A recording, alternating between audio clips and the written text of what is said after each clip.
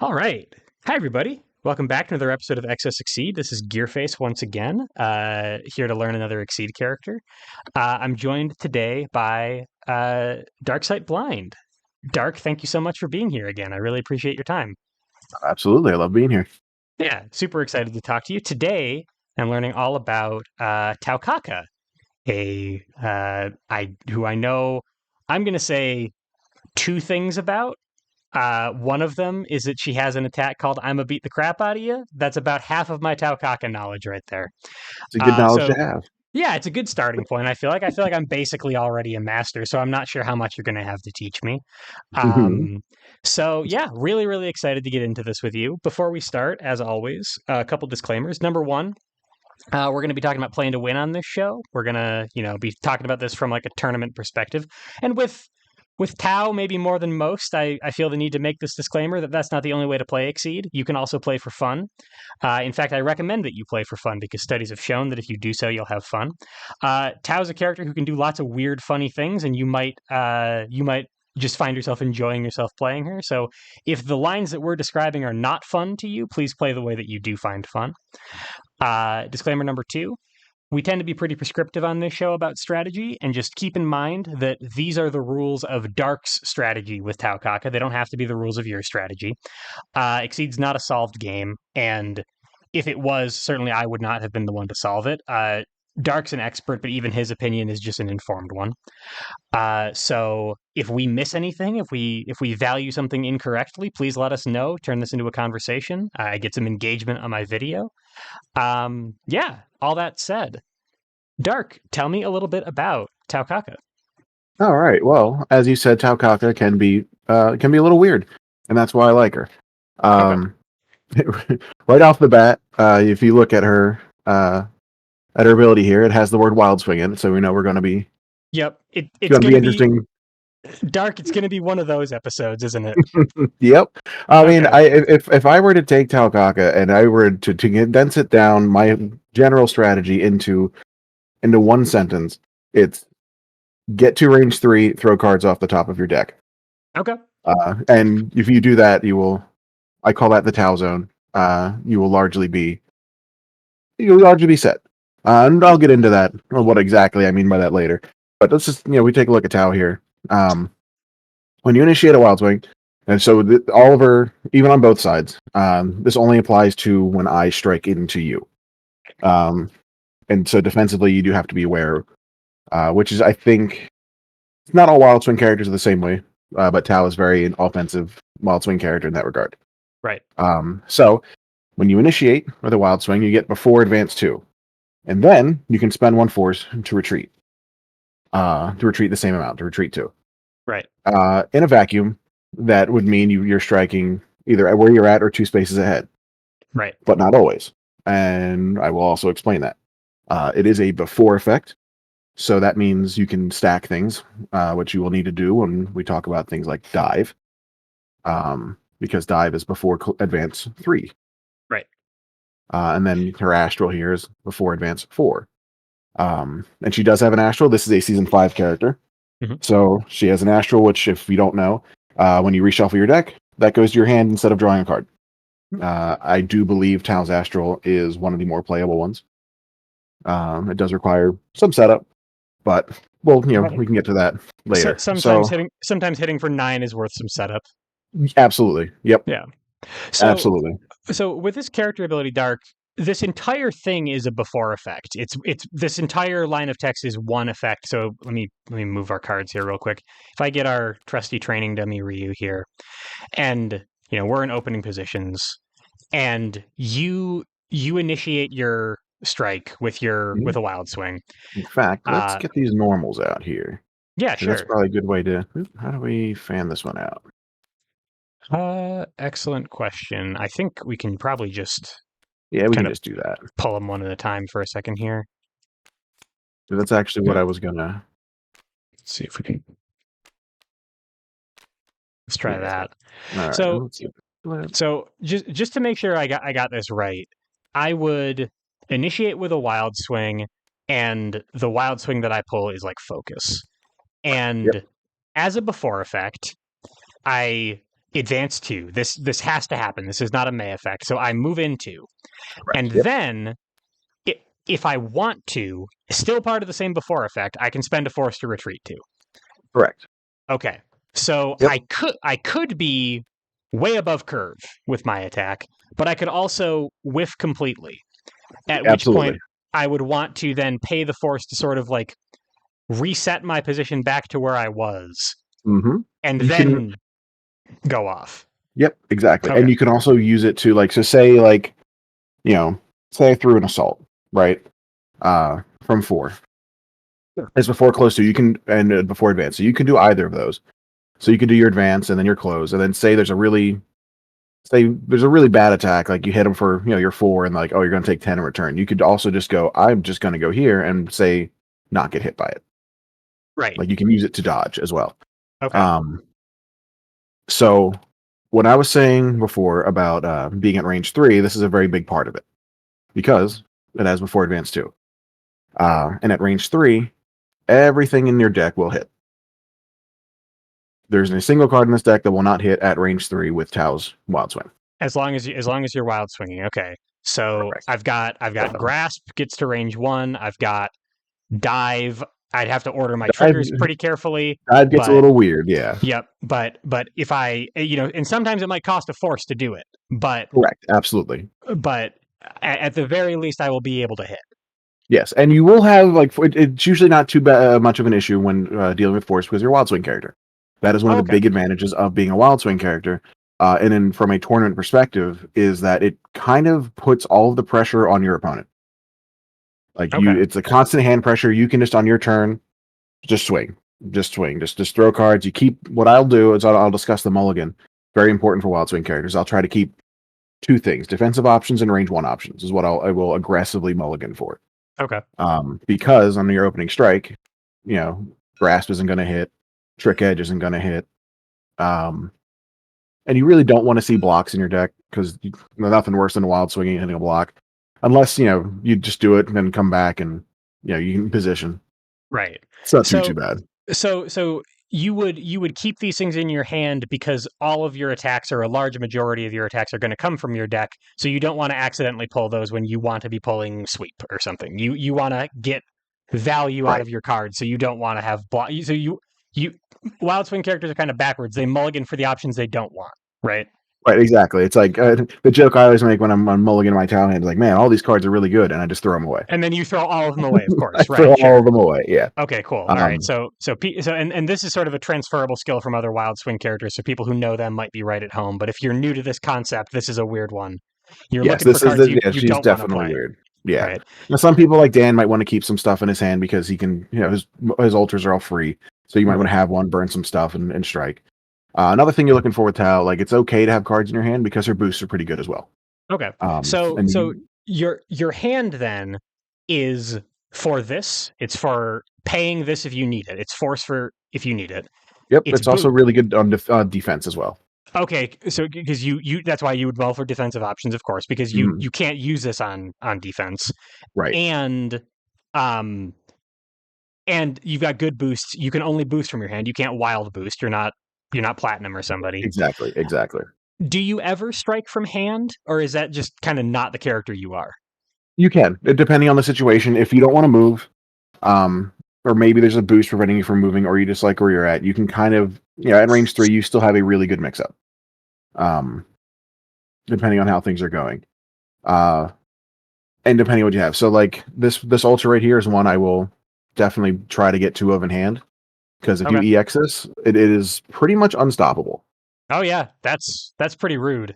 The only thing it doesn't beat is focus. Right. Like it's speed 8, power 6, so it'll stun a sweep, it'll stun pretty much everything but that focus. Right. And then it also doesn't get the push. And the good thing about this is, like I said, it's at range 1, it pushes 3, and now you're in the Tau zone with advantage. You're at range 3, so then you just throw cards off the top. It's exactly where you'd want to be anyway. Okay. Right, exactly. It is a super strong ability. And the boost on it is really good. I think a lot of times it's a trap. Like you don't want to really go for it, but there are some lines of play where you look at that and you go, yes, I absolutely. It's all situational based. Right. Where you would want to do that. Right. And both of her ults is really good. Like this on Wild Swing, that was really good because it's really range 4, power 7. Yeah, again, that stun sweep all on its own. Don't even need the EX for it. So yeah, you got really really strong ultras. Yeah. So and you brought up another thing about Wild Swing characters. You can't EX on a Wild Swing. On You a do Wild need Swing, to absolutely. do that from your From hand. So hand, yeah. that's another consideration. I got you. Okay. Yeah. And then this one, we'll talk about her, actually her Exceed side right now. Her Exceed side is very good. Okay. That's probably why it only costs 3. So the overdrive effect is advance or retreat 2. So you're moving around, but then she just gets her other ability. Oh, you don't have to spend the force anymore. Right. So you strike from hand. So when you're doing your overdrive, you also want to keep that in mind for having good stuff in your hand as well. So you can really bounce around. So if you have this in hand, I'm gonna beat the crap out of you. You can attack twice, still have your overdrive up, and then strike from range 4 with that, or from wherever. So you have a huge amount of positioning control with this. You could do like so overdrive for people who don't know. If you've never used a season 5 character before, their exceed modes are timed. And when Dark said that's probably like her exceed mode's really good. That's probably why it only costs 3. That's because the lower the cost, the less time she's going to be in it. So she basically gets like 2 turns of this. Right. And when she flips, you take your gauge, you put it in your overdrive zone over here. On your next turn, you take 1 out. You perform this effect. So advance or retreat 2. You just get this for free. You can just set wherever you want to go. Then you take your turn. Right. If you strike, it doesn't even say Wild Swing on it. Oh, I missed that. That's why you want to have good stuff in your hand. Yep. Gotcha. Okay, sorry, I missed that. All right, so now you are getting your ability when you attack. Turn ends, next turn starts. Take another thing out of your overdrive. Do this Position overdrive again, effect again. That's it, right? You get 1 more of those. Exactly, you only and have then you get to reset things. on the next turn, and then you're probably going to be Wild Swinging anyway. So Right. you're basically getting it again. Right. It is super effective against like zoners. Right. Okay. I've done that. There's a local. I think I might have said this last time. He plays new, and he's a very good new player. Hal is a nightmare for new because I can just build up some gauge, sit on it, and then if he gets a whole bunch of range on me, I just exceed and I close that gap. Effectively, I close 4 on my attack before anything else. Right. Because on my turn, I exceed, I close 2, and then place my attack and close another 2. Right. And if you're not up against a zoner, this is still probably pretty valuable because you could retreat to. Now you're in the Tau zone. Now you do your whole thing. And the other thing that you mentioned, just to be explicit about it, as you're hitting here, because you're probably hitting, you're building gauge. Yep. And then you come out of exceed mode, you're in the spot you wanted to be anyway, and now you got 2 gauge. Now you got 2 gauge, you can throw something from hand. Or potentially, because remember, there's going to be defense as well. You could potentially be ready to exceed again. True. Yeah. Okay. If they strike into you, you can just stay in this mode for a while.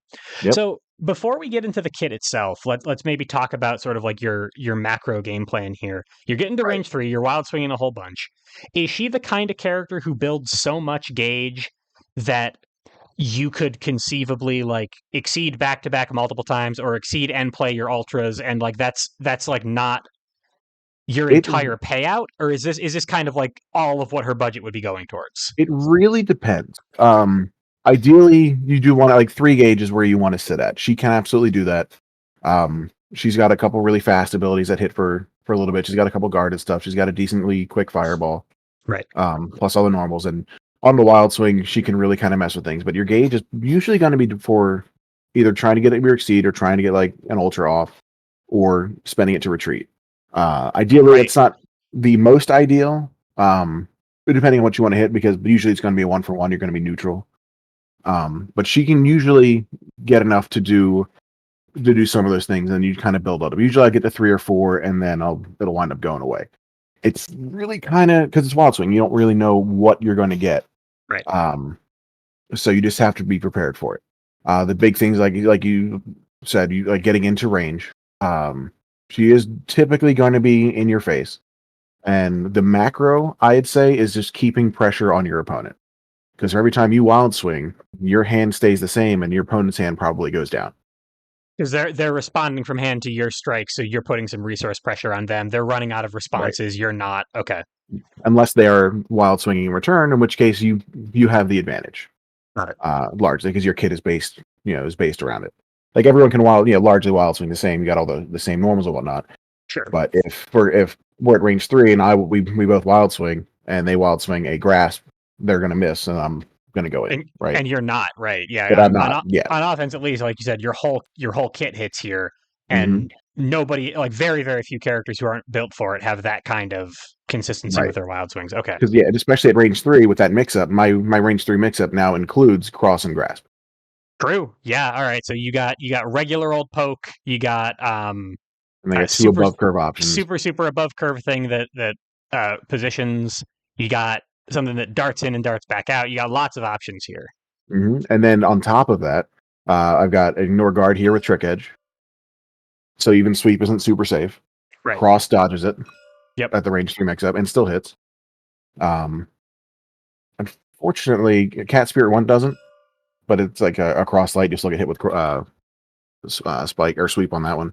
Right. But yeah. So her range 3 mix up on top of that is just generally going to favor her versus an opponent's wild swing. Okay. Depending on the character, everyone's different. Right. So let's talk about what happens and why things are going. Right. So we can just kind of run down the normals when you wild swing. If you hit a grasp at range 4, you're going to end up here. Right. Right. Chances are you're going to want to spend the force to go back. Like range 4 grasp is just kind of one of the worst things for Tau. Unless you're specifically, sometimes it's good because you're dodging a fireball, and then you go and sit and you're fine. Range 3, you'll be all right. But everything else, cross will hit here and you'll end up here. Assault, you'll end up here. Unless you really want to, you could end up here. Right. Which is doubtful. If they have some kind of, I can't even think of a card that would do this. They have like some crazy range 1 only counterattack that you're trying to dodge, but probably some grappler might, like a Geef or someone like that, right? Sure. Yeah. Dive is interesting. You have to be real careful. Like at 4, you'd probably go advance 2, retreat 2, advance 3. Right. Mm-hmm. So you'd have to hit dive. You always got to math it out a little bit. Because even at 3, you'd probably go 1, 2, 3. Actually, I gotta think. I think it's the same thing. You'd go 1, 2, back 1, 2, 3. Yeah, and then you would get your cross up advantage over diving in. Okay. Right. And then at 2, it's the same thing. It's 1, 2, 3, 1, 2. Right. And then 1, 2. Usually, and at 1, it's about the same. You go 1, 2, 3, or 1, 2, and then 1, 2, 3. Okay, so your dives actually can hit at range 1, which is kind of interesting. Mm-hmm. Yeah, even so, we can even put Ryu here. So you're here. You would go 1, 2, 3, 1, 2. Right. Or you could even go 1, 2, 1, 2, 3. If for some reason you didn't want to hit them, but it's very rare. Right. Or actually, at this particular spot though, you can go 1, 2, and then you retreat 1, 2, and then you go 1, 2, 3. Right, and you just wind up where you started, basically. Okay, so dive, super complicated, but you got a lot of positional control with your trigger stacking. Right, and you can also choose where you want to be as well. So for this assault, I'm going to end up on the other side, but say I didn't want to get hit with something, right? Mm-hmm. So I can go 1, 2, or I can end up on this side. No, I'm going to end up on this side anyway. I'm thinking of something different. It's very Tau-like. Yep. No, I think I'm following the concept, and I think I'm also following the fact that I'm going to get confused the way that you are when I'm doing it too. Mm-hmm. So yeah. All right, we're on another thing to note is that Spike also hits at range 1 on a wild swing. Okay. Yeah. True. Yep. And they can't even grasp away from you. Yeah, you can matter what. You can probably find a couple of ways to make that. The best thing they could do would be to throw you to here to force you to spend focus or spend force on it. To spend force, sure. Because then you have to go in and come out. Right. It's wild.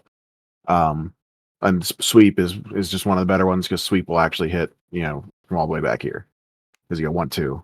Yep. And hit them. All your range 3s hit at 5, which is very nice. And then block. With block, if you get it, it's more of a positional thing. But that's why I'll mulligan. I'll try to look for a grasp, a block, and maybe a trick edge. Speaking of trick edge, there's very interesting things you can do with trick edge, which I will pull up right now. Sure. So this is it before if you were at the edge of the arena, close 3. So say we're in a position like this, or like this. So even let me think here. I lied. Be here. Okay. Um, so this is one of the things where if I wanted to hit with trick edge, I would have to, because if I just did the before 3, I would miss. You I would have you to go in, out, and in. you would do close 3, Hmm. but then advance 2, And then you would and, miss. and yeah, and then you would retreat 2 and actually wind up over here and whiff. You're right. If you really wanted to. Now, Right. if they're here, this is what I was thinking of earlier. All right. So say we're here and you flip a trick edge and they hit like a sweep or something. Right. You would advance over, then you'd And then retreat, retreat, and now you're in the corner. and then you can Okay. before advance or before Okay. close. Okay.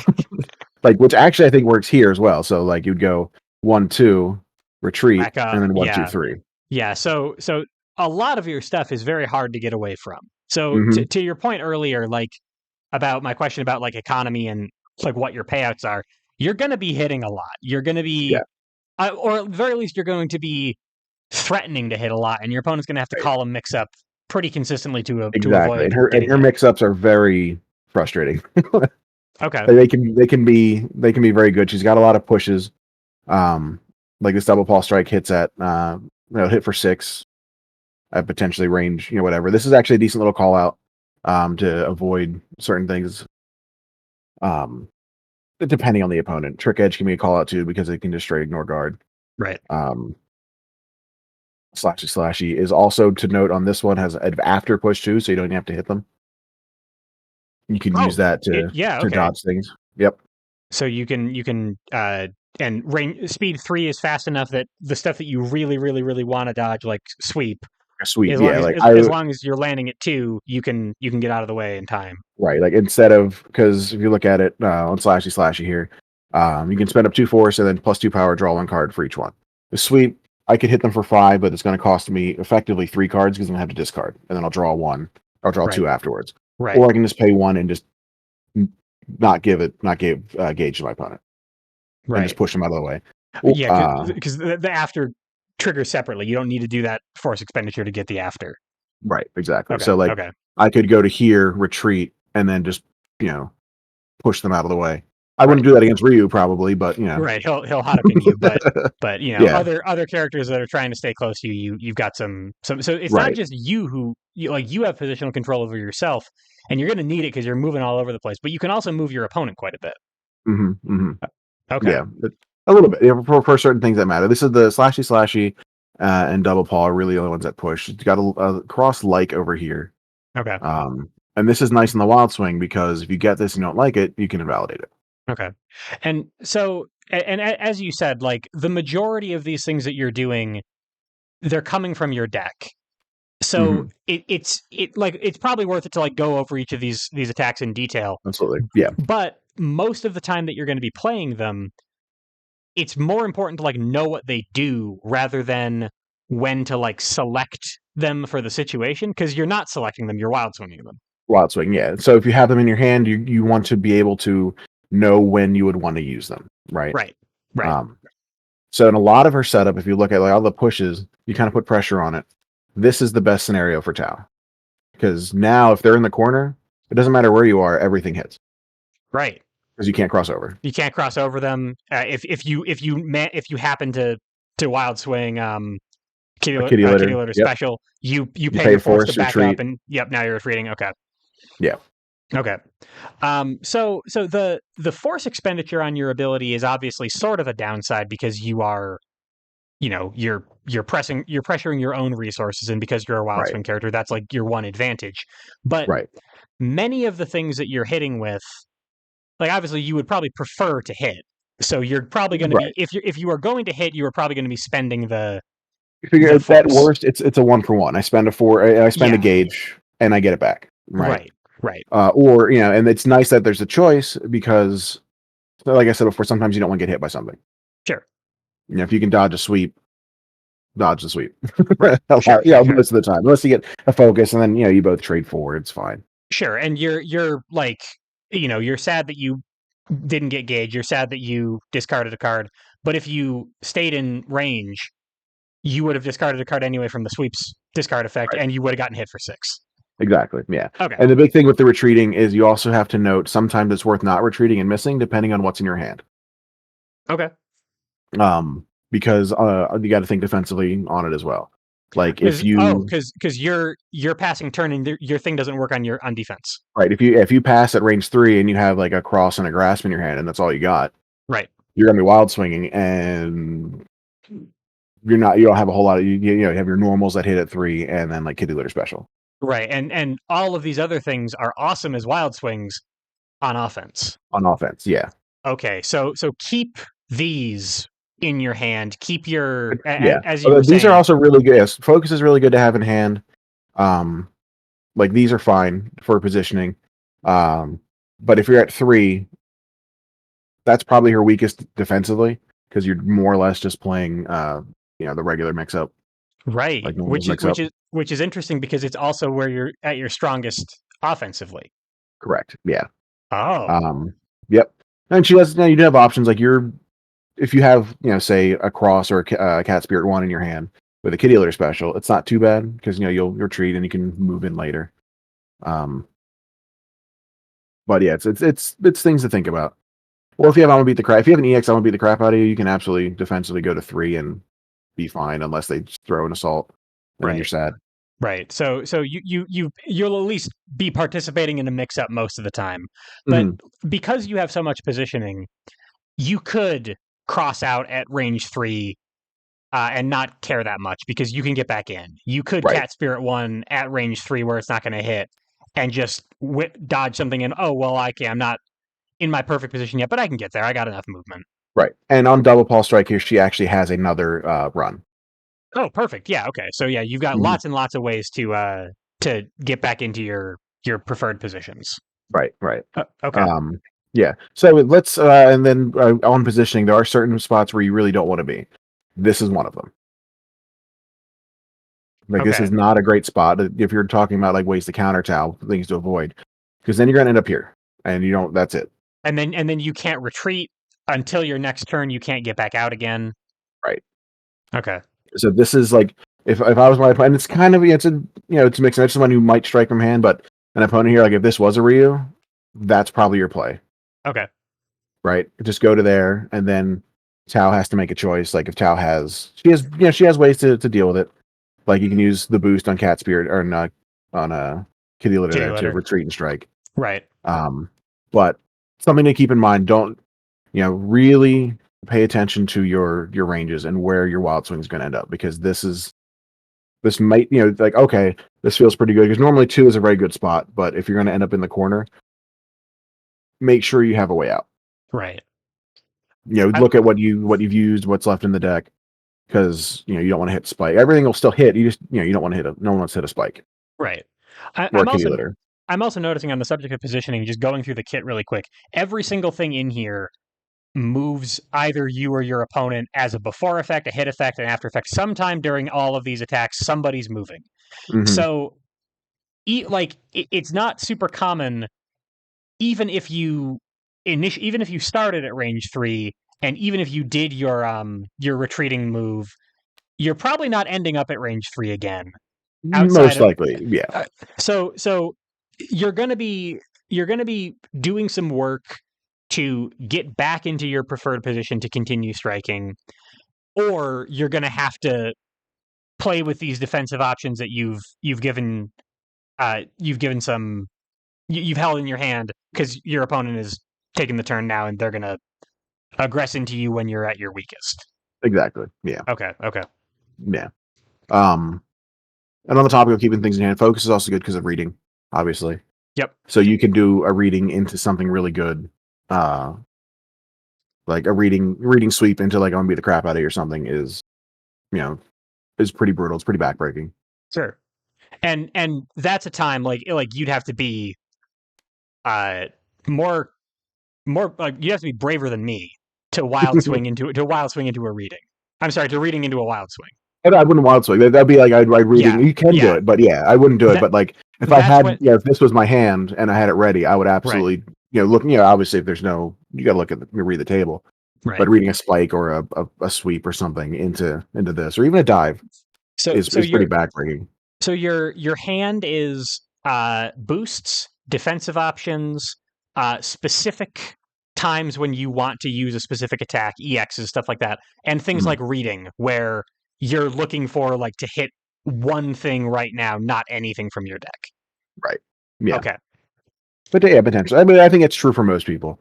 Yeah. But so now let's go into our kit a little bit Yeah. more. Yeah. Let's talk Now about the we kit. got the positioning going on. Sure. So I mentioned before, Cat Spirit 1 is it's a cross like. Um, it doesn't hit very hard. You can spend force for power.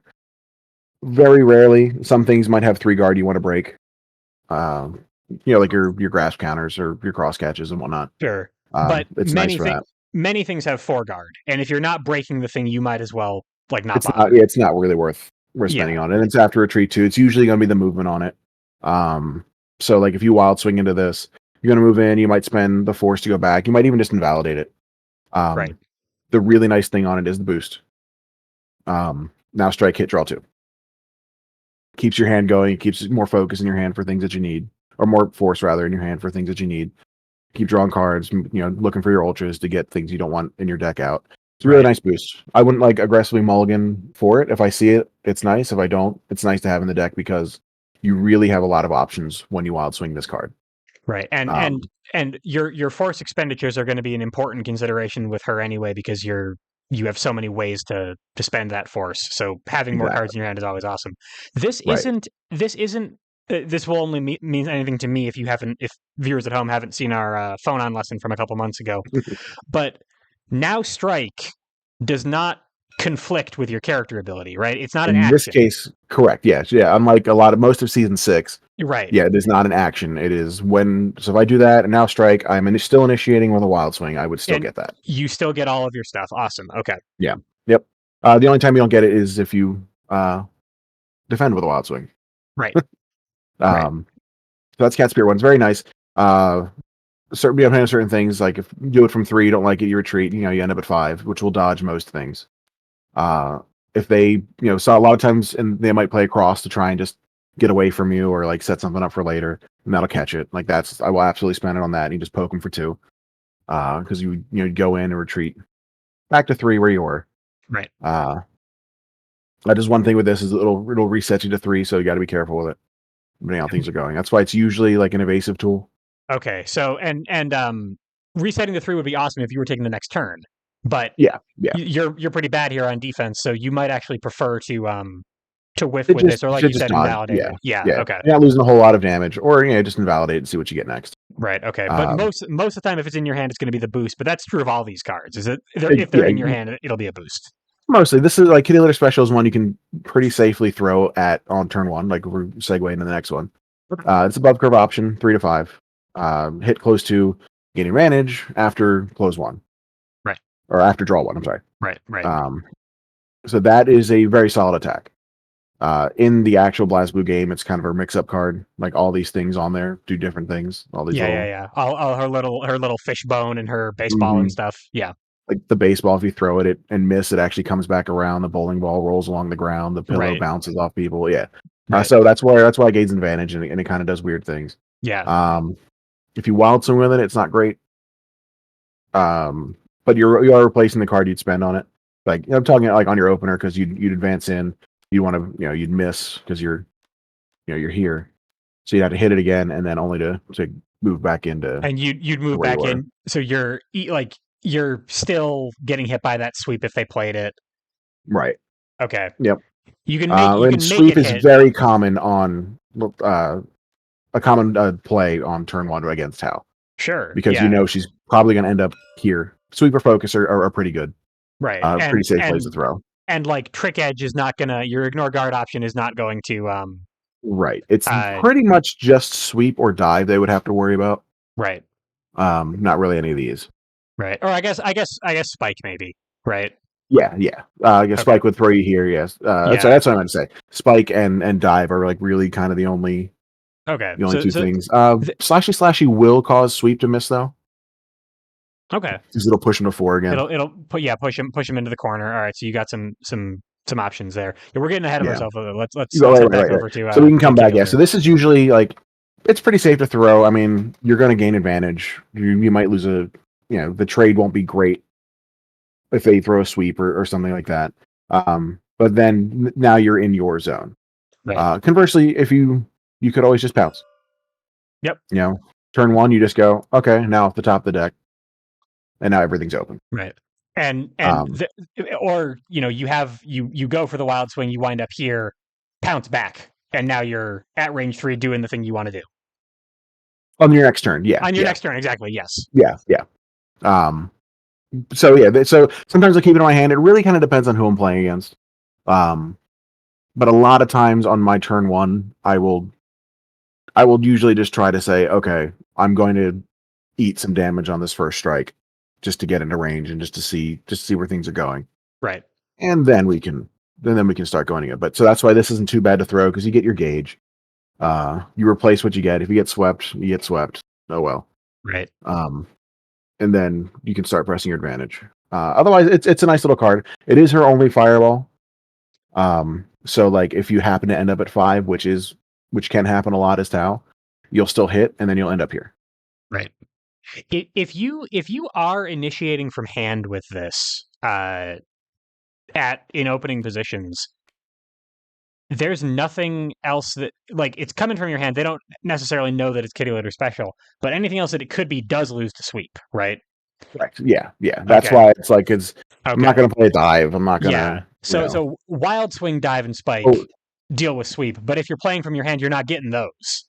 Right. So it's a matter of, do you want to, like, a lot of times I will just wild swing off the top, especially like if I see a bunch of range 1 options in my hand. Even if I don't, oh well. I'll just, if I hit a grasp, that sucks. I'll just move in. I'll typically back move up out. Again. Okay. Unless they play like a block or something, then there's no point. I'll just stay where I'm at. You'll stay in. Okay, that makes sense. Yeah. So pounce is positioning fixing, probably to get you back to range 3 from wherever you wound up on your last turn. Exactly. Yeah, that's what I'll absolutely use pounce for. Okay. It's also like if I'm playing against Geef, for example, hold that in your hand at all times. Right. Like you don't want to initiate anything at range 1 with Geef. You want to, if you can action compress out of range. Yeah, stay away from the man, cross out.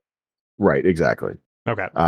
Which I will segue. I'm going to move this around to here. Sure. Because this also has a similar boost for dealing with Geef, which is if the opponent is at range 1, you push 2 and strike, or retreat 2 and strike. I'm sorry. Right. Okay. Another way to get to range 3 then. So this gets you from range 4 or 2 to range 3. This gets you from range 1 to range 3. Exactly. And don't be afraid. Like, 2 is perfectly fine as long as it doesn't put you in the corner. Okay. So like if we're here, 2, everything, the same thing it hits at 3 hits at 2. You're just here instead. Right. Yeah. So like going from 1 to 2 is also usually totally fine.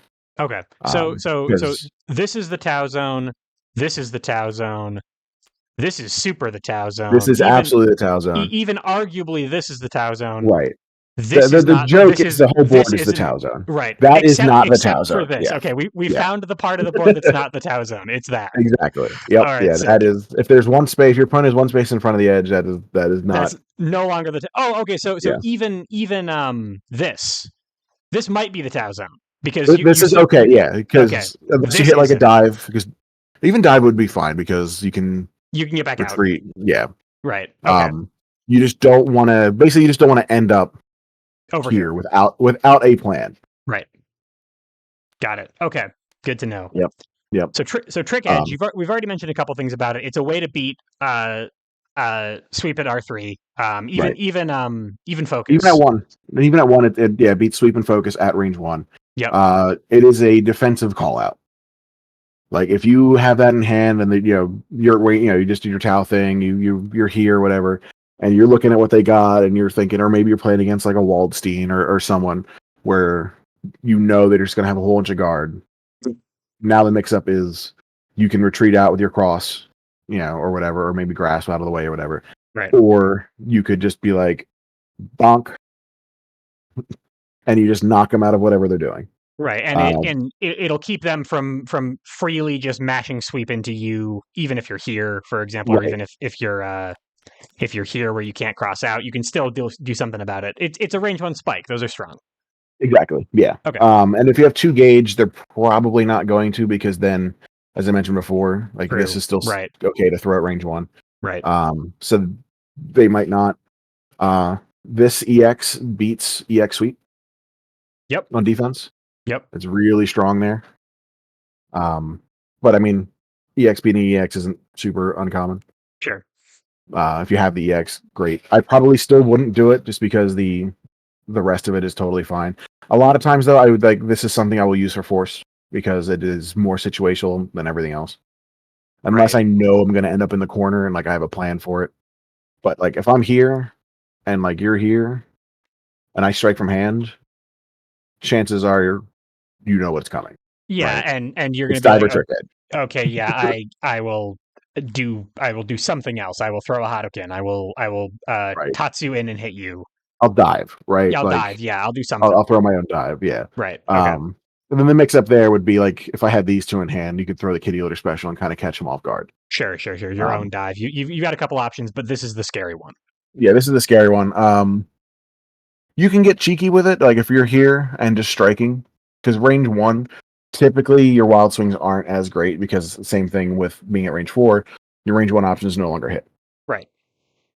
So if you strike from hand, the mix up becomes grasp or trick edge. Which is not a bad mix-up, right? I It is mean, not. It's like, am I going fast? Yeah, everything that yeah, grasp loses to, trick edge beats, and vice versa. right. But you would prefer to probably even just be here and play something else, right? And Then wild swing. yeah, Yeah. you're right. But at 1, you want to have your options, and like this is a really good mix up. Really, all of our, like, even the next card we can segue into is not bad at 1, and that would be slashy slashy. Right. I lied. Double palm strike. Okay. We're out of range because before range 1, it's +2 power. Right. It's mid speed. Yeah, it's kind of risky mid speed. It hits for 6. It's all overall, like it's a moderately basic attack. On a wild swing, it's an assault basically Right. without the advantage. Okay, and because you can stack your triggers though. So Absolutely. if you're here, I wild swing, I come in, awesome. I'm at range 1 now Mm-hmm. before +2 power. I still get it.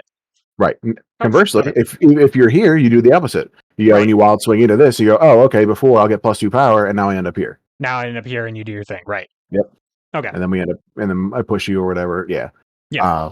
It's a very basic attack. It's a moderately, it's a pretty good attack. It's just usually going to be damage, and then of course, as I mentioned before, it's got the advance on it. Right. Advance It's 3. pretty similar to this. It's just this But the difference is, an up to. This isn't. yeah, this is a straight 3. Yeah. Right. So Okay. use that if you're in the corner. It's usually what you're going to end up with because, if I'm getting beat up in the corner, I end up here, Right. which is significantly better than here. Right. Yeah, it's a basic one, but it's fine at range 1. It's just a mid speed, really good on wild swing because, like you said, you get your befores, Right. either way around. And then we can go into the slashy here. Really good. It's just this is an attack that you're usually okay to see. It's got some decent guard. You can refill your hand with it. Say you're having trouble with getting gauge, right? You have to burn for other things. You hit, you spend one of your ultras, you pitch it, you do 5 damage, push 2, draw 2 cards. Right. It's like a quick change cards action. Oh yeah, so it refunds itself. Yeah, it's another way, as you said before, to beat sweep at range 2 because you're pushing it out of range. Exactly. Yeah. Okay. It's not so good against grass, but it doesn't stun you. You'll just kind of, well, if you wild swing it, right? So like, say we're here. This is one of the ones you want to see on a wild swing. If they grasp you, Right. it doesn't matter. You're going to hit them anyway. Right. Which is really nice. And it also beats a lot of quick fireballs because of the 4 grasp or the 4 guard. Right. So, because So I don't remember right, like Hado, for example, I think it does 4. yep. How do those 4? So it's surprisingly safe. It's a pretty good Mhm. mid speed to push out at 2. Lots of Yep. positional flexibility. You get a It's a refund good, on it. There's a lot going on it's with a this really card, good actually. defensive option. Like defensive against sweep is really good here. Right. Offensively, it's pretty hard to just stop unless they dive in. It beats assault. Yep. Right. because range 3. Okay, I'll assault in. Like, okay, I won't get stunned. I'll hit you for 5. I'll push you back to where you Right. were. And unlike with Cat Spirit 1, I mean, first of all, getting to 5 power is frequently more useful than getting to 4 power. 4, Or right, absolutely. yeah. But also you are you're refunding yourself when you do it. So that force Yes. expenditure is way more attractive on Slashy. Hmm. Okay. Yeah, in the actual Blast, but this is her like kind of combo extender in the corner. Mm. Oh, Um, so it's kind of it, it's a Rekka effect. You just kind of mash the yeah, button for as long as you need yeah, you to. do it, and you kind of you hold it in, and like you Right. just kind of sit there, and they just land on those chainsaws until it breaks. Right. Uh, and so if you're in the corner here, like, okay, I'm gonna assault out of the corner. You go, no, you're gonna go right back into the corner. Stay back in the corner. Mm-hmm. Uh, do some extra damage. All right. So super Yep, safe in draw some general, cards. actually. Yeah. Yep, Okay. Okay. the boost on it is not bad. If you're kind of in the towards the end of the game, and you're really looking for something like you could be at range, you could be back here, right, and you're like, okay, I've got 10 cards left in my deck, and one of them is this I'm gonna beat the crap out of you, right? Right. Right. That's when I would go, okay, I'm gonna boost this. I'm gonna look at the top. I don't like it. Get rid of it, or I can see what it is, and then I can safely say, no, we're gonna wild swing Right. or whatever. Or if you're at this range and you're like, okay, I know there's like a grasp or something, you look at the top and go, okay, it's not grasp. I feel safe I'm good enough to do doing that. this. Let's do it. Right. Yeah. Okay. But for the most part, you're going to be using it as an attack because Right. it's pretty much it's good in a lot of places where you want to be. And And even on defense, which is rare. yeah, Yeah. yes, it's a Okay. very good defensive card, especially if you're not in range because it has the after effect. Right. You don't like even if you don't hit, you still push them, which can throw a lot of people Right. off their game. Right. So of your specials, then it seems like the ones that you are playing from hand for the most part are this one, and then maybe this one Mm-hmm. defensively, Yeah. and the other And ones. the other one, Kid Special, you'll be able to play from hand a lot because it is your only fireball. It's a fast fireball. That's true. Yeah, you'll Yeah, probably getting advantage when you want it is cool. Okay, but right. for the And most later part, in the game, if you're at a couple gauge, I will absolutely throw this and then exceed right? Okay, sure. Yeah, you get advantage, and right away you're doing what you want to do. because it replaces itself. You get your gauge or whatever, so that way you'll have at least something in your hand for your flip side and effectively draw 2 cards, right? Because you exceed and draw another one. Yeah. So for any of the other cards though, and often even for these cards themselves, especially for this one, Pounce seems like a good boost. Uh, Yes, Pretty much all of these cards can be safely played as boosts from your hand because you're outside of the ones that we specifically mentioned. You're probably not going to be striking with them out of outside of specific circumstances. right, right. Okay. I mean, unless you really know, because they're mostly mid speeds, right? And mid speeds are Yeah. risky. Yep. And everyone's expecting a wild swing. So that's the other thing. If you play something from hand, They'll kind of know that they'll it's going to be one of these couple of cards that you're likely be to one of play, those things, or a normal or something or like a that. normal. So, Sure. and don't be Okay. afraid to because you mix ups are still mix ups, and Yeah. you can use that. It's still a fighting game. You can still use that conditioning to your advantage. Right. Okay. So, That makes yep, sense. yeah. And then I kind of touched on the ultras a little bit earlier. Hexa Edge is very good. You can look at this card all you want, and if you can find a bad word on it, you let me know. I haven't found one yet. Regardless. I hate the word regardless. All right, so but seriously though, yeah, I mean six damage at a 1/6/7, like you said, you EX this thing, it's very, very hard to stop. Get Yep. advantage on top of it. Yep. And if you don't see, if you see their sweeps or their slows are kind of down. And also defensively. Like if we're fighting here, don't be just because it gives advantage, don't be afraid to just snap. It's another grasp. Don't be afraid to just be like bleh, and then now you're going next and you presumably stun them because unless they have a stun immune assault or something. Right. And then now you're back in your range 3 options. Right, and you're calling out their grasp, but maybe their grasps are down or something, or you're just EX, feeling. Yeah. This defensively with the EX is Oh rude. yeah. Defend. Yeah. Now you've got sort of a DP shape that does 7. That's awesome. Right. It's largely unbeatable on defense, barring very, very specific circumstances. Like if they're offensively focusing you, Right. cool. So like I'm gunning for this card in particular, as Yeah. an or two of them really as an EX to If you were to aggressively mulligan for any one card, that is one of them. okay. Like if you can see one of those in your opening hand, you're gonna be happy. Right. You just build up 3 gauge, keep the other one. You're not exceeding for a while. This is your new payout. Just blast it. Yep. Send Right. it. Okay. And the boost on it is also very good. It is a bit of a trap though. Okay. Don't like when you look at the boost because you can wild swing with any card in your hand, right? Right. But it costs a force. And but it's it on also an gives it. ultra. Yep, and it gives advantage. So you can use it for positioning.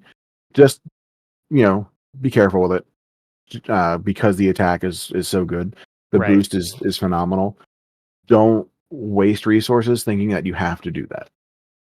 If you're in a good position to wild swing, you It's wild swing. just wild swing. Yeah, your deck Yeah. is consistent enough that you don't need that safety valve. Okay. Advantage is Right. cool, but this is 3 force, 1 force, 2 for the ultra, and then another card from your hand. That's a lot Exactly. That for is a lot. just the Unless it is opportunity to know what your wild swing is and gaining advantage off of it. Yeah, and if you're going for something very specific, Okay. right, then go for it. I'd Otherwise, say probably just Hexa Edge. Yeah, if we're at opposite ends of the room and I have my astral and 4 gauge, yeah, sure.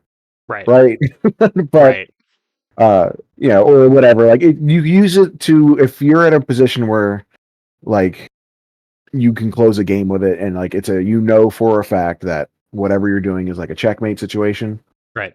Go for it. Absolutely. Right. Like because you can set up checkmates with before advance 2. Right. I think this is something that we found ourselves saying in a couple other guides before. I've heard myself saying this that there's some justifications to use almost becoming 2. Hexa Edge doesn't need any justifications, right? Exactly. Like there's like how much do you actually need to explain about 167 push to gain advantage? Like that speaks for itself. The fact that we're spending the fact that we're spending more time on the boost means that maybe we should play the attack more. Exactly. Yeah. And again, don't be super afraid, depending on the situation, to use it as force if needed. But for both of the ultras, it's not great. It feels bad, but like if that slashy is going to break something and put you in a better position, you're going to draw 2 cards anyway. Right. Just do it. Right. Like don't be like, oh, I've got 1 gauge, but maybe I'll get it later. Maybe I can do this. Like you're fine. You're refilling your hand. Right. To give you more options. It sucks, but it's better than if you got both of them in your hand, though, maybe you're gunning for that 3rd gauge to actually make this happen. Yes, then if you happen to like draw both pretty early, you can go for more quote unquote safe options where you want to build your gauge up a little better. Right. Maybe just throw the block to get the gauge on defense, and then be like, all right, and then sit on it, get in, go in and just kind of do your thing, and then your opponent goes, oh, I'm going to do this, and you go, no. Yeah. And you just shut off their game plan and make them sad. Right. Okay. And then we've got I'm gonna beat the crap out of you. As people who have been listening since the beginning of the episode will remember that is the only thing I knew about Tao is that she has a boost of this name or a attack of this name. Yep, and it is fantastic. In the actual BlazBlue, that is a full screen command grab. Yep. It is very good. Now, close 2 isn't exactly full screen, but when off of a wild swing, it absolutely is. Sure. It's before close. Effectively, it's range 5, damage 7, right? Yep. And the fact that it's closed means that it'll hit at 1 as well. You don't have to worry about crossing over from hand. In that case, if you're playing it again, for Ultra, it could be a defensive call out. If you think they're going to do a focus, or maybe not a focus, but like a sweep or something like that, or in that case, it's basically like a super trick edge. Exactly. Yeah. Right. It's like a dive light because you can play it at 2. Yep. If you think they're going to like focus you or spike you or something like that, you just hop over, hit them for 7, and teach them the error of their ways. Right. Even if they throw a block into it, it's still 7 damage. You're burning their resources, which is exactly what Tao is good at. Right. And it only costs you 2 gauge.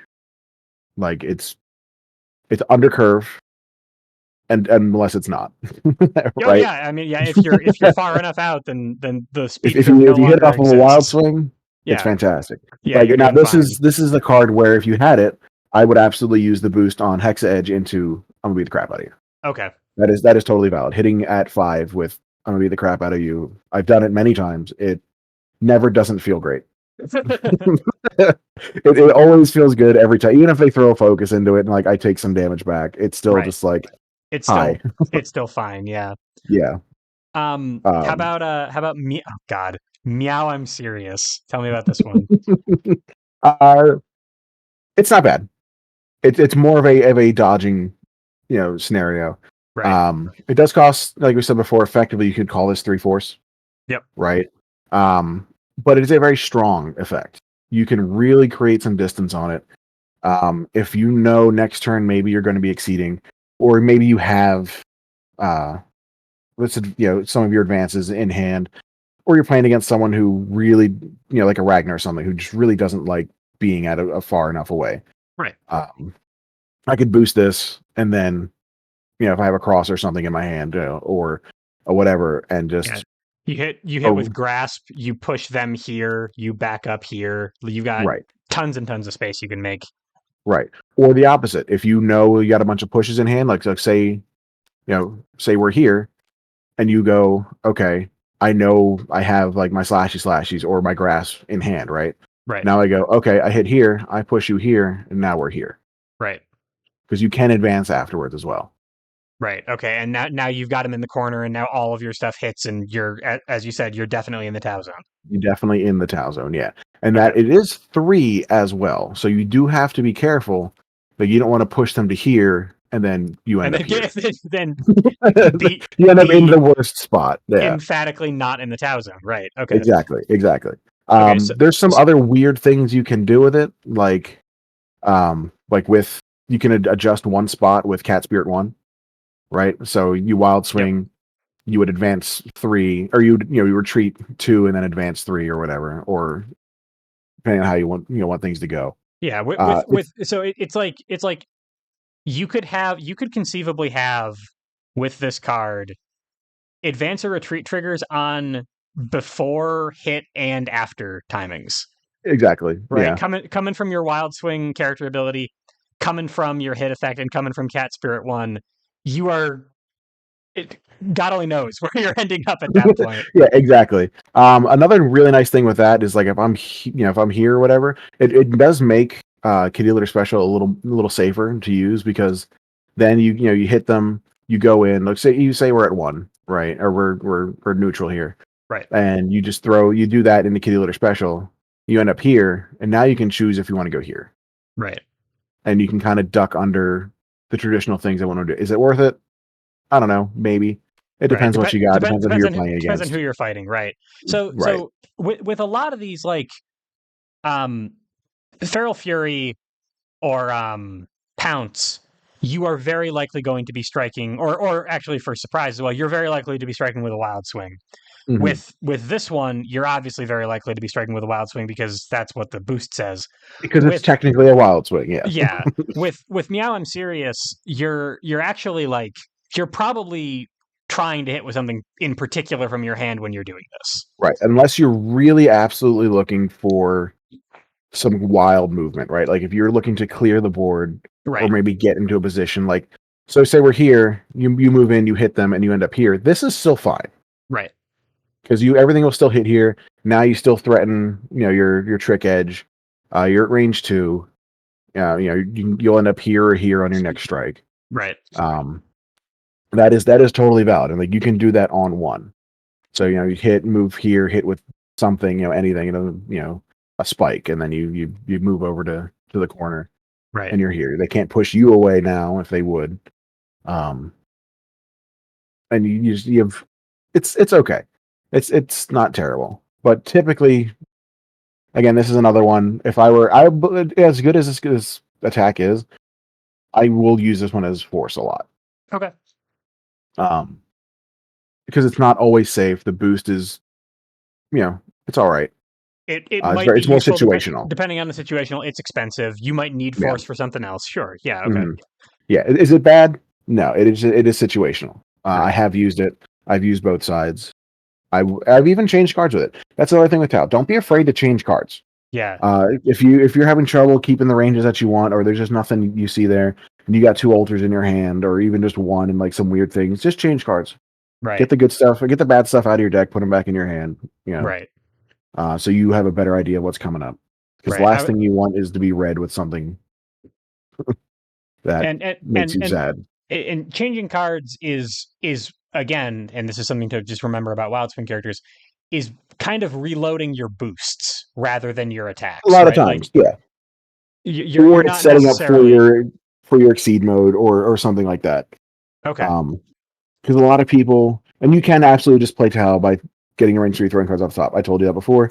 Right. It is a very solid plan, but if you want to get into the nitty gritty, that's when you have to worry about, okay, what do I want in my hand? Which is why it's hard to explain, because it's a lot of times it comes down to who you're playing against. Yep. Like against Ryu, he kind of does everything everywhere. You're just throwing mix-ups all game, and you're just hoping to make the right call out, or really, because you're wild swinging, you're hoping he makes the right call out. Yeah. Because if you're at 3 and he, like, a lot of his DPs aren't going to be super great, you beat a lot of the Hados and whatnot. Because if you're at 4 and you wild swing a grass, you still beat his Hado. He doesn't get it back. Sure. Yeah, there's Um, actually a lot of things that you have in your deck that are basically super fast dives. Like Cat Spirit exactly. 1, same thing. You can't really defend against that with Ryu Hado. With a Hado, yeah. Okay. So in that case, maybe I want to leave the grasp in the deck.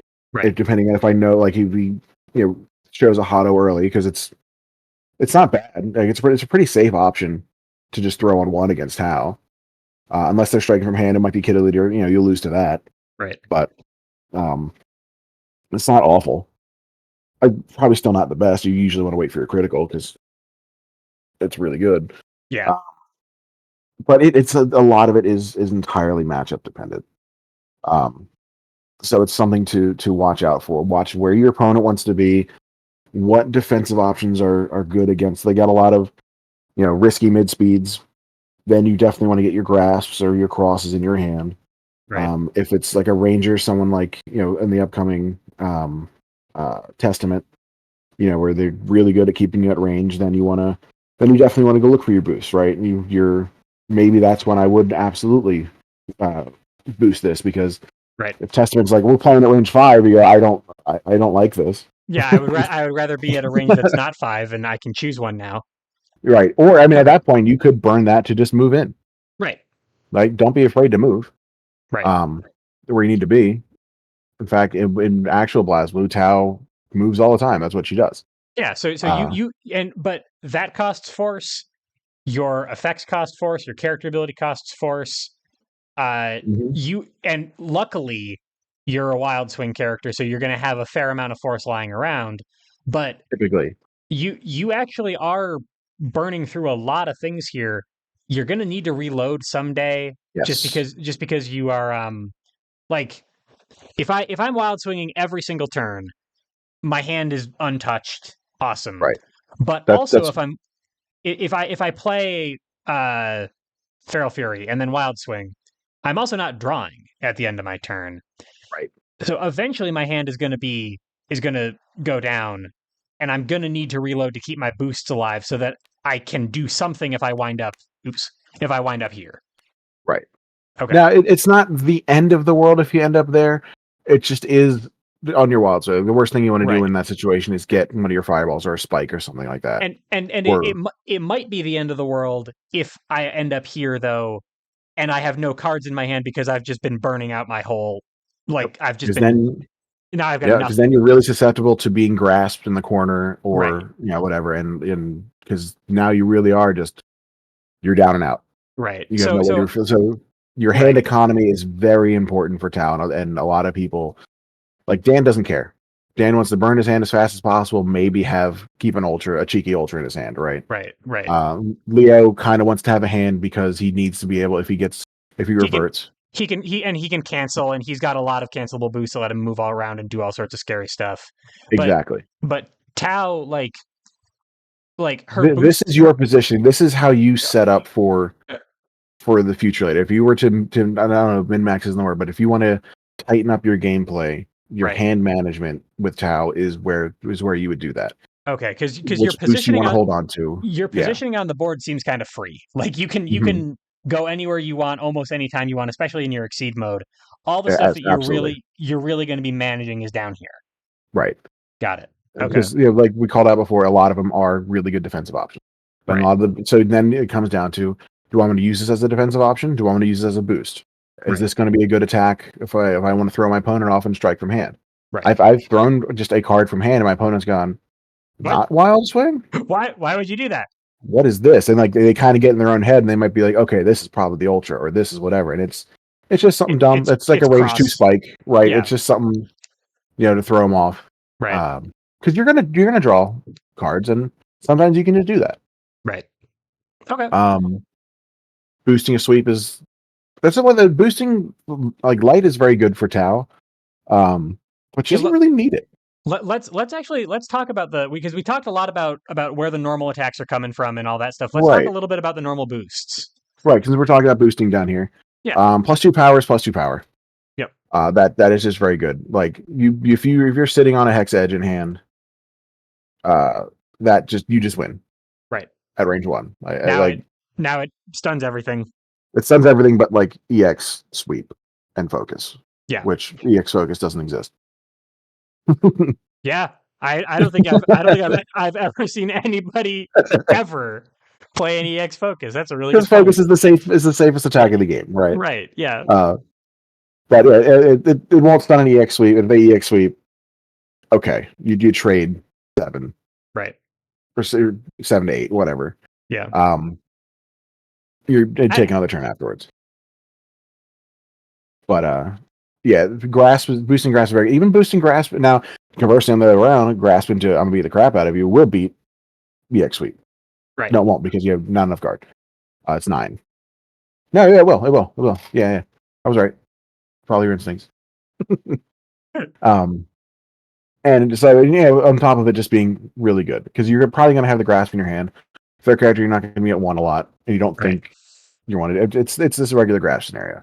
Right. And if you're in a good position anyway, right? You've got him here. You kind of know you're going to hit, or at least you're very, very likely to hit here. Grasp is not doing anything in your hand. Maybe it's a good idea to just boost. To just boost it, yeah. Right. Or that is one, like if we're there and I need to retreat, I'll pitch grasp. There's nothing wrong with that. Right. And the push or pull, if you like grasp with the hex edge boost, is totally fine, because you throw them to 3, get advantage. Yep. And just same thing with normal grasp. I hope they don't sweep you. Right, but you've got enough things from a wild swing that are going to beat sweep that they might be afraid to do it, and you're getting advantage and you're at your preferred range. That might even be a trade up for you. Right. It's not possible, because I could put the trick edge on top, right? Like, who knows? Right. So, the advance up here up to 3, again, positioning tool. Yep. It's everything you want it to be. Yep. The assault, better version of this, basically. Right. The assault retreat up to 4, again, depending on where you're at, is probably pretty good. Yep. Assault is just, for Tau, that is one I usually see assault as like a defensive tool, because I don't need to use it on offense, because I have things that will hit at range 3 at that speed anyway. True. Okay. Because for a lot of people, they'll look at assault as exactly what it is, like an offensive. Okay, I'm going to continue my turn. As Tau, I can really throw people off, because a defensive assault is very good. Oh yeah, defending on curve at 3 is pretty solid. You beat these 2. Yep. Now you lose the sweep, but it's range 3. You just accept it. Right. Well, this is the spike. And you can beat some other things with it as well. I know I've ducked a lot of things with the assault. Yep. It's very good. And then dive, tech is tech. Sometimes people will play a boost that you just do not like. Like yes, like that guy, for example. Yeah. Like that guy, for example. Yeah. Yep. Techs are very good. If I see that in hand, depending on the situation, I will a lot of times save it for the tech. Now, if I don't need it, again, focus, or it's force. To spend it on things. Now, and also don't be afraid to throw it at 3. You still have a range 3 mix up. Yep. It's totally fine. You spike, assault, dive, kitty litter, and your ultra. Very strong range 3 mix up. Yeah, that's even without wild swinging, that's scary. Spike is spike. I will probably never boost the spike unless I'm in very specific circumstances. Like boosting Spike into I'm gonna beat the crap out of you is probably the best thing you can do. Okay. Like if I have that in hand, especially at like range 1 or something like that, what are they like? They grasp me, they take 7. Right. Like end of story. Um, or maybe against like Bang with the Bang style shurikens, you don't get stunned. You can still boost that and maybe dive in, or just to get to close the gap as much as you can. Right. Yeah. You can do something. There's sometimes like even a range one assault to uh To just stick on them depending on who you're yeah playing against. Yeah, yeah. But with Tau, you're being so flexible with your positioning anyway, and right. you have so many sort of fastest options that might not be worth it. Yeah, it really depends. If they have a lot of like a high speed poke is where I'd want to Sure. use boost Spike, Sure. Yeah. because otherwise, They've got a DP or something. exactly, yeah, and Yeah. like because then you just do your thing with it. It's otherwise it's something you're really like seeing off the top of your deck, Right. Okay. because it will almost always hit. You effectively on Wild Swing have a range 5 Spike Range 5 spike sounds pretty good. Yeah. that doesn't miss at 1. Yeah. Like okay, uh, I'm here for it. I'm here all day for it. Yeah. I Like mean, Spike into grasp, super you good. they assault in uh thinking they beat the spike, and you And you still hit just yeah, them. you just run out, yeah. Yeah. Which is Okay. that is a lot of things like that movement. Like there's a lot of times at range 3, if you wild swing on the top, like we just said, assault is very good there. Yep. That doesn't change anything that hits with Tau. She Right. does not care. Right. Yeah. Um, You have and like many times during a strike, you know, your opponent is moving as well. Things are going to get kind of unpredictable. Having wide mhm. range bands like this gives you a lot of ability to confirm a hit. Right. Because there's no now strike on there, right? So like that would be you'd be setting up a defensive play. Yeah. If you're afraid of something that they have, or maybe you've seen them return something in their hand, you boost that, kind of throw them off, or maybe you just don't want to take. You did your math out and like, okay, I just need to not take 1 extra damage or something like that. Right. Usual Spike things are there, but yeah, if you think they are going to do something on their next turn, though, like say they set up and like say you're playing beheaded and he's going to exceed next turn, I would probably boost Spike then, Okay. because then he exceeds, he passes the turn to me. The extra power he gets is null, right? Like I've kind of canceled out a little bit because I got the extra 4 guard. Right. Um, so it depends on, or you could start like I mean, I don't know, a boost war, but yeah, it's a very situational boost for Tau. Right. But if it passes to her turn with it, it does open up a lot of options. Okay. That makes sense. And Yeah, then you started out this little section by saying that that Tau doesn't get a lot out of light. So I would love to hear about that. yeah. She just because it would be more of a defensive option. Um, like a lot of her attacks are pretty quick, and you're going to end up at 1 a lot of the time, where speed is irrelevant. It doesn't really matter Right. unless you're specifically calling something out. If I had like a Hex Edge in hand, I would probably throw that. I'd probably make boost sweep at 1, but at the same time, why don't I just throw sweep at 1? Sure. Yeah, Um, you're in a good spot. Otherwise, if you're at range 3, you might be at range 1 in a second anyway. right, exactly. I can just throw stuff off the top, and that's Right. usually what it comes down to. Is the +2 speed going to matter on my opponent's turn, or do I just want to attack them? Right. Right, because we're at range 3 now. I could just throw the sweep on their turn. Um, do I want to prep? Do I want to boost it? Do I want to whatever? I probably wouldn't use sweep as force. It's just It's too good. free. Yeah, it's Yeah. free damage. Yeah. And a lot of times that is one you just want to see in the deck. Oh yeah. Because Range 1 to 5 sweep. yep, not only range 1 to 5 sweep, it because you're moving on speed. So Oh yeah. yeah, that's something to So consider about. Like the slow effects dodge a lot of fast effects at range. so if we're in this position here, and they do say we were talking earlier on about like a lot of the things that you play it from opening positions lose to sweep. One that doesn't is actually focus.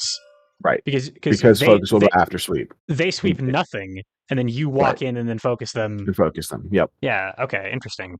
Yep. We, And we same thing, like so at range 4, uh Spike loses to sweep right. Right. because they'll spike nothing. And then And you'll yeah. come in and Turn 1, best case scenario usually is hitting that sweep. yeah. That's what you want to see on the top of your deck is a sweep. Because it beats mostly like they can dive in, and you trade 5 and 6. They assault in, you still hit them. If they cross out, cool. You know, if they Right. focus, it's the same thing. You trade 4. They lose a card, they get a card. That makes sense. Yeah, And they then block, cool. we've already talked a little bit about reading, Right. and focus is always a good card. I assume this is another one that you're very unlikely to spend as force. Yeah. I really can't, unless it is like dire straits, and I really need the gauge because I know I'm going to be ultraing, or I know I have them in my deck and I want to hit them, Right. or I know I'm going to be exceeding. Focus is just free. Replaces itself as a defensive option. Right. Reading is just such a powerful tool, especially if reading grasp is one of the best things you can do because they're going to miss. If you hit your own grasp, you stun them. If they can't even, because a lot of times, like, okay, you read or grasp, they'll throw an EX grasp, and you're like, oh damn, you don't care. Okay, go first. Right. You miss. Or conversely, you could read Spike. Spike is a very good reading against Tau because you're going to move in and they're going to miss. They'll miss. Right. Okay. Right, And unless you happen to be at 3 and you hit a sweep. Right. and you would be willing to reading into a wild swing then. Absolutely. Yeah. Okay. Because really the only things that if you read a Spike into a wild swing, for example, it's just really sweep, focus, block. But you just use a focus, and if the 5 other ones are there, it's sad. Right. You're bummed out. Right. Your Spike everything else beats the Spike. Bare minimum because you're at range 1. Right. And reading is often a late game play anyway. You have control. You've seen a lot of the cards that you are going to lose to if you read this card. They're already in your discard. They're already in your gauge. They're in your hand. Yep. Okay. Yep. And so even like Spike again is another safe one because like Cat Spirit's probably one of the worst ones to see against it. But so you just invalidate it. Right. Oh right. Yeah. You would you'd break it with slashy. You'd break it with double paw strike. The ones that would push it back into range, you break it. Makes sense. Okay. Mm-hmm. Cool. All right. Yeah. So you have a lot of ways to deal with Spike. Yeah. You got a lot of ways, as you said, to deal with grasp. Cool. Okay. Right. And that is the other thing, like why Spike is you're not too worried about it on the wild swing because, as I just said, most of your attacks beat it. Right. Or you have ways around it. So the sweep is more like sweep and focus are very good on the wild swing for that reason. Right. Okay. Yeah. Block. Good old block. Yeah, we talked a little bit about block and how you do not care about it. Yeah, you usually just want it in your hand. It's a block. It's a free force. It's a free focus, rather. Yeah, parry is very strong. You can get rid of certain annoying things with it. You can even parry another block with it, right? Yep. Trying to confirm your big payout on your ultra or something. Exactly. Right. You can kind of see their hand if they don't have it, which is good because then you can look at your hand and go, okay, I like this. Right. And then, best case scenario, they pitch their hand. Cool. And you keep your stuff. Yeah, you're continuing to pressure their resources the way that you have Absolutely. been when you're wild swinging block too. Things. Yeah. Yeah. Sure. That makes sense. And the other nice thing, if you do wild swing it, you get to position yourself where you want to last. So it's not the end of the world. Sure. Yeah. You're going in really, really slow. You're probably not getting stunned. Mm-hmm. So if they moved in and you're like, oh, okay. I mean, I guess you can kind of still do that depending on who it is. Some people can choose where they want to go, on their before and afters, but right. But I mean, their stuff would go off first in either case because you're probably going second, and then you say, okay, I got my hand. I want to stay here in this new position that he's made, or I want to back up to 3 again. Whatever. Exactly. Yeah. Okay. It's kind of just like a neutral reset if you hit a wild swing. Ideally, you want it in your hand. Just throw it when you want to, on defense. Use it as a block. Right. I probably wouldn't use it as force unless I don't mind it. Like it's kind of, if you have it, use it. Right. Unless there's really something big you need to hold, like certain characters, you really need to like have the block or die. Right. Or have the parry or die or whatever. Mm-hmm. Like especially season 2, you might want to parry a specific transform. Super transform, sure. A super specific transform. Yeah. I also noticed that there's one card here that we haven't There talked about is yet. one card here. It's Yeah, the wonderful Season 5 card. tell me a little bit about this practical ultra or this practical astral. Two of my favorite Yeah. words. And I will say I have ended games with it. I have at least one kill with it. It's very fun. So I touched on it a little bit before. To get your astrals, you have to manually reshuffle. Yep. Which is a thing to consider. If you look at your, don't be afraid to. But then you're kind of holding in your hand, depending on which season. Depending on season 6, they don't have a parry, which is great. Right. But most characters are going to look at what's in your hand and be like, I don't really want to take 9 damage, thanks. Right. Now it is difficult to set up because it is a before advance 4. It's not up to 4. So Right. like it won't hit here because 1, 2, 3, 4. Right. Oh, and you literally can't wild swing it without spending without this thing. Yeah. Yep. It's on it's above curve. You can set it up, or if you happen to be, if you just one of those games where you just wind up with a ton of gauge, like maybe you're playing against someone with a bunch of armor, like a Waldstein or something like that, right? Where like you're just hitting them, it's just a slugfest, and they're just not taking damage, right? And you just end up with a ton of gauge. There could be a situation where you're in exceed mode, and then you just go, okay, I strike, and I'm like striking from all the way back here, and like I kind of realize what's coming. They're like, oh, I don't have an answer to this. Oh, I'm dead now. I'm taking 9.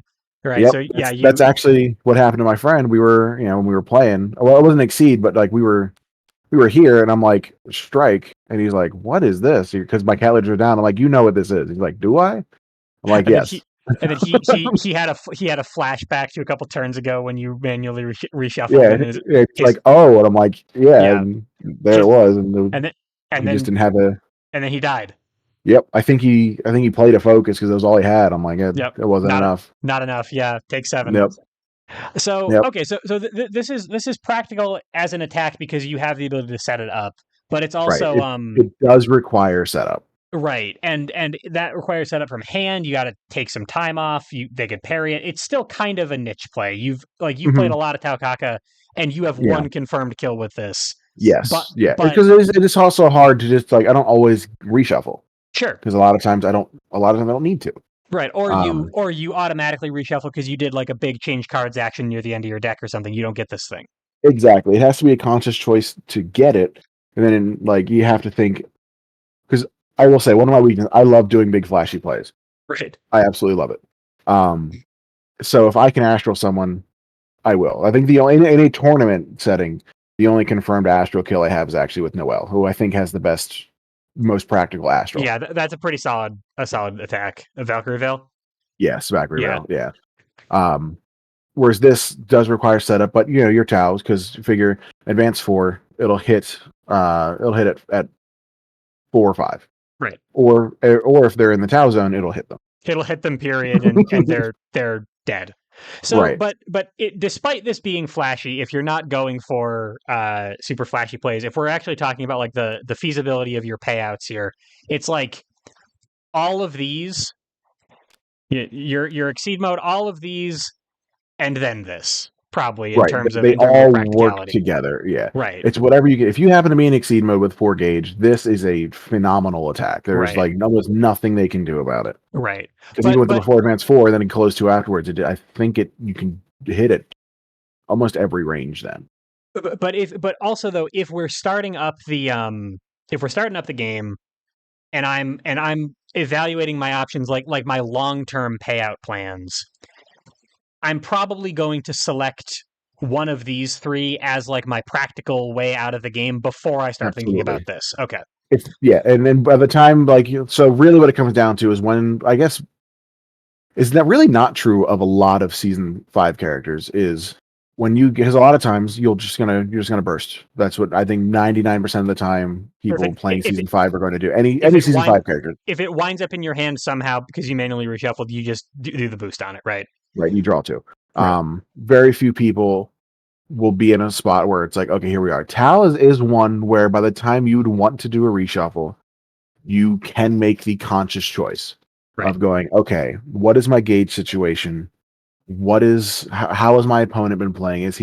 What ranges have we been sitting at over the course of the game? What ranges do I think I'm going to sit at when I put this card in my hand? Right. Because the last thing you want to do is, you know, you exceed with 3 gauge and then you never see your fourth one. Sure. And then you're sitting there trying to play around it, and then that whole time, you could have had 2 more cards in your hand. Yep, and That might have won you the game. and you could have You could have exceeded. played, you could have thrown a hex edge, right? Like played it an could have ultra. been Yeah. for all you know, to end the game. You could have, instead of holding on to this thing that you're going to do, you could have pitched that, drawn 2 cards, and you would have EX hex edge or something like that, right? With your 3 gauge. To be honest with you, 9 is not that much more than 7. And exceed is the same thing. Right. It might as well be the same thing. Yeah, it beats focus, okay, but right. This one doesn't require the setup. Exactly. The Okay. only setup for hex edge is throw it. Right. Just have the gauge. So range 1. So how do we?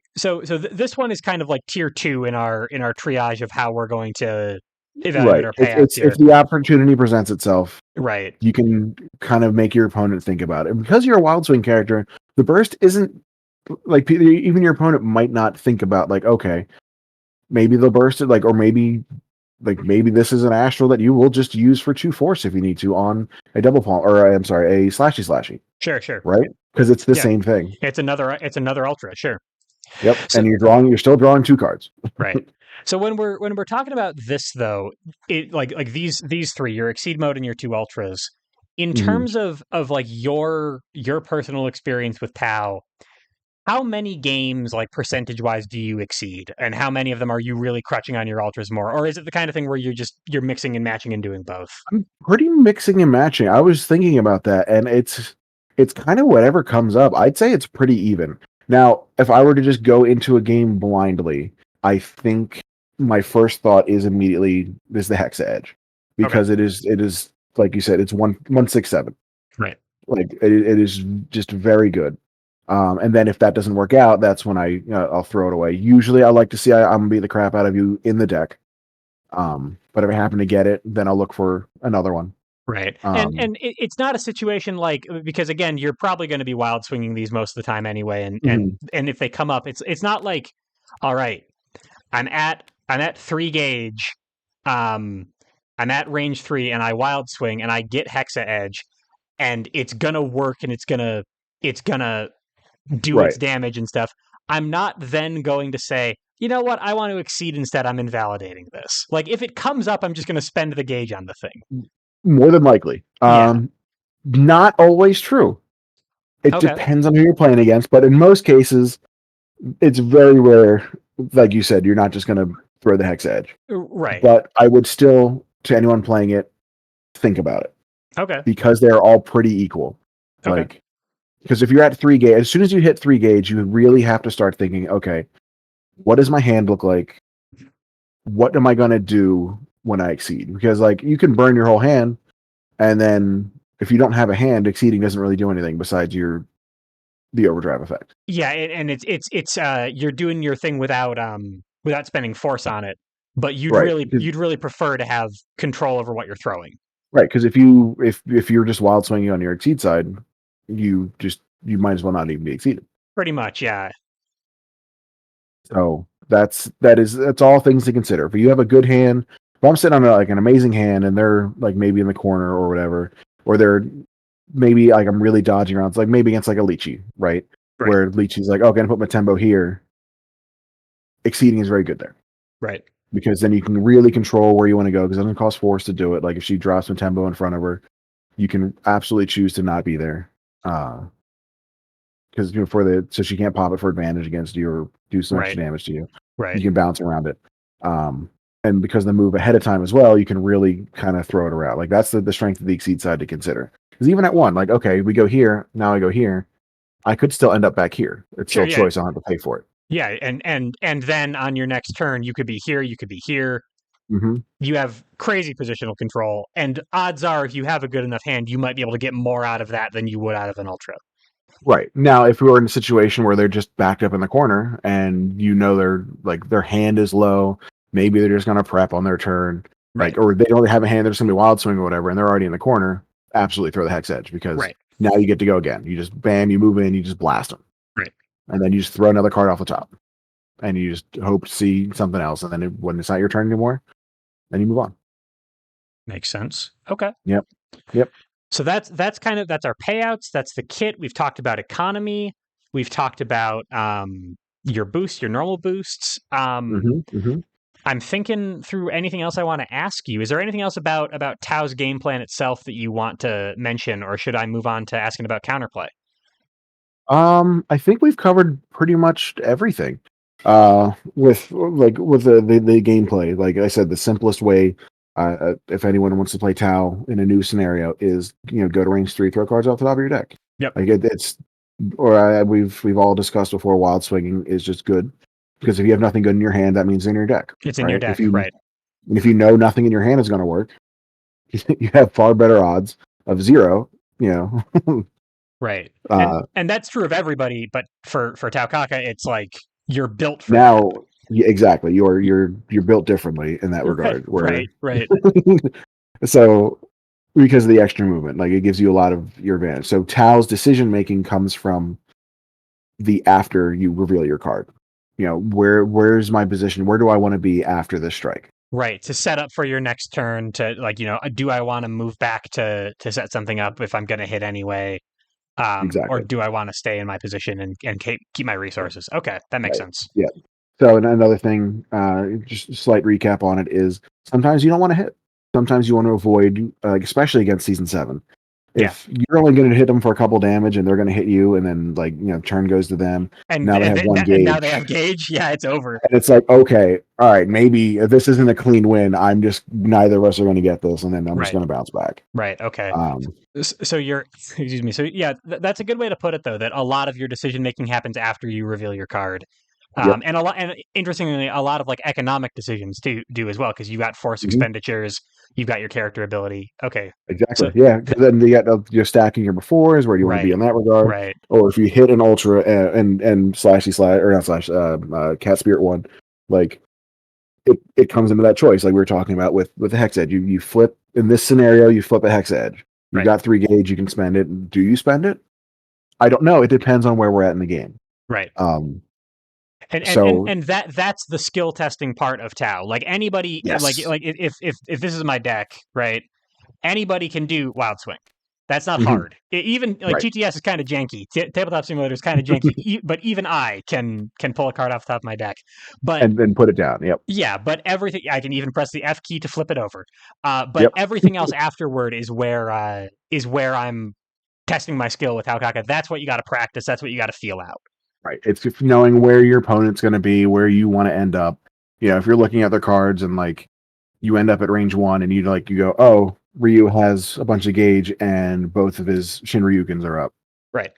Well, Maybe maybe I don't don't want to be at 1. maybe don't be here. Maybe I'll be anywhere else. Yeah, maybe I won't hit here and I'll retreat because I will give him that gauge, right? Right. Right. Because you're not going to cleanly get through. Right. Um, And I'd be passing my turn next to him. into an Yeah. 8 damage ultra, right? Right. Yeah.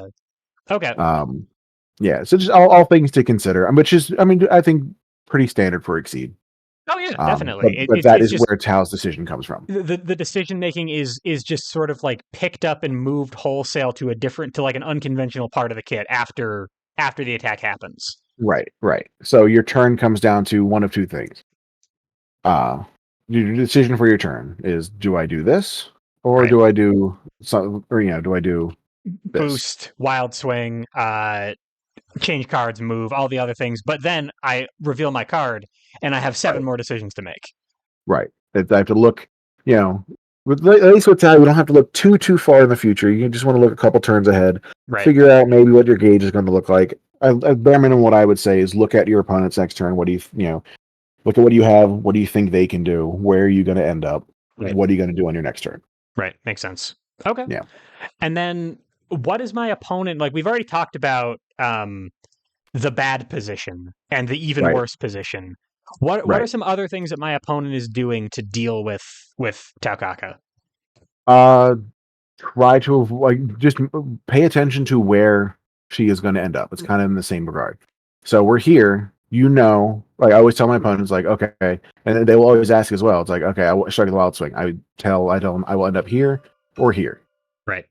right? And so, okay, you go, all right. That's why sweep is usually pretty good, and that's why she has a couple counter sweep options. Right. Um, your opponent hanging around the corner is very good because if you can limit where she's going to go, like it's very strong. So, for example, if this is our situation, like if I was playing against Tao and it's my turn and I was playing Ryu, this is what I would do Right. because she'll end up if she wild swings, she'll end up here, which means the furthest she can get away from me is here. Is there? Yeah. Yep. Until So she wild swings again, but now she's not in her favorite position. She can cross right, over you, but but this is on it her turn it now. and Yeah. it So right. Yeah. now my turn. I know she's here. So even if she hits across, right, Yep. she can't get away Right. from what I'm doing. Right. Okay. So that's what you want to watch out for. Hanging around the corners is very strong against Tau. Okay. But then you have to watch out because in this regard, we're at range 3, I could just drop a slashy, and then I just push you into Right. the corner instead. And as I said before, in this situation, range 4 from the corner is good for her because Yeah. okay, you step in here and then I just go here. Yeah. You're feeling awesome at that point. Mhm. Okay. Right, exactly. But Okay. that is something to do is you want to limit where her actions are going to be. So like this is not a great spot. So Right. these 3, if you can stand, not even these 3, if you can stand in these 2 spots, Right. you'll have your best advantage against Tao, Okay. depending on where she's at. So she comes in so she's here, she wild swings here. If I were to hit with a grasp, I would throw her right there. Okay. You wouldn't move her back to her favorite range. Right. You might move her here, but only if it was like a defensive grasp. Because on her turn, this is fine for her. Exactly. Yeah. Right. So I don't Okay. want to put her because then she'll end up here or here, Right. which is perfect for her. You Yeah. want to She be has. able to limit that mobility. Okay. So recognizing where she's going to end up and having a plan to deal with where she's going to be and controlling her movement is how you beat her.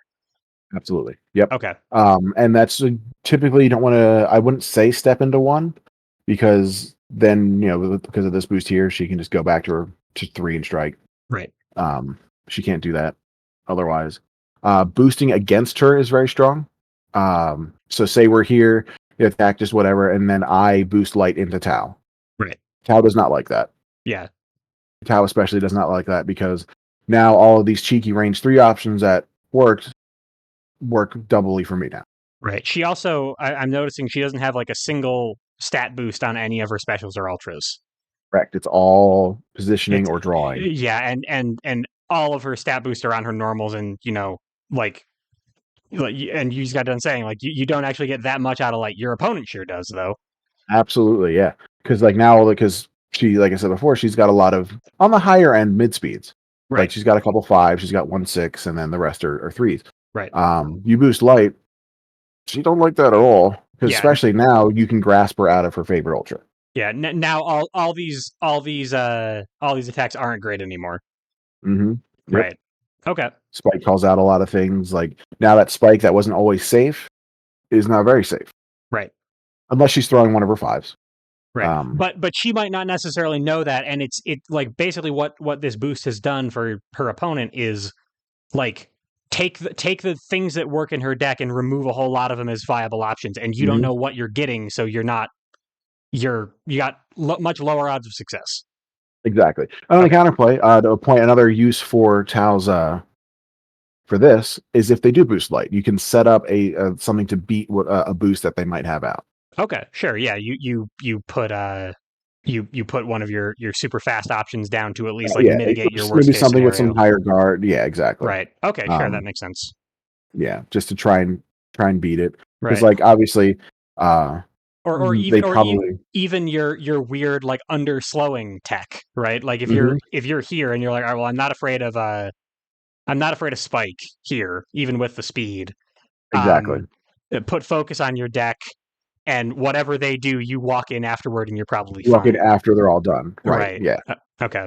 But light is otherwise very good into Tau. Okay. The boost on Spike is actually, is also pretty good because unless she hits Trick Edge, because Trick Edge is slow, Right. right? Spike is relatively slow. So you boost Spike, and now because a lot of her attacks don't really hit that hard, now your cross becomes pretty good. You can get out of her range. Your assault becomes really good because she assaults into you, you assault right back. Steal advantage. Right.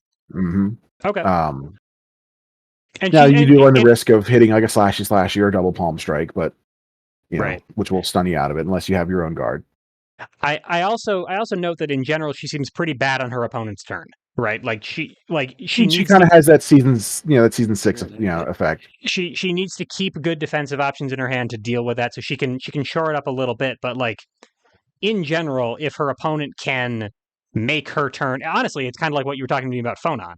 If her opponent can make her turn useless, their turn is going to be better than her getting back to neutral. Right, and that makes you play that. Yeah, exactly. And then Tao might try to play the range game. Like you might set up something where you move back, and that's when I might get some range in the back and set up a kitty litter special just as like a tech option, right? Like okay, well your big speed options probably aren't going to do anything at 5. Right. Like when you may dive me, you're going to miss me or whatever, and we might just move each other out of the kitty litter.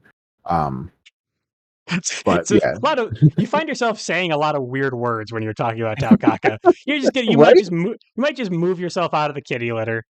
Yep. Yep. Yep. All right.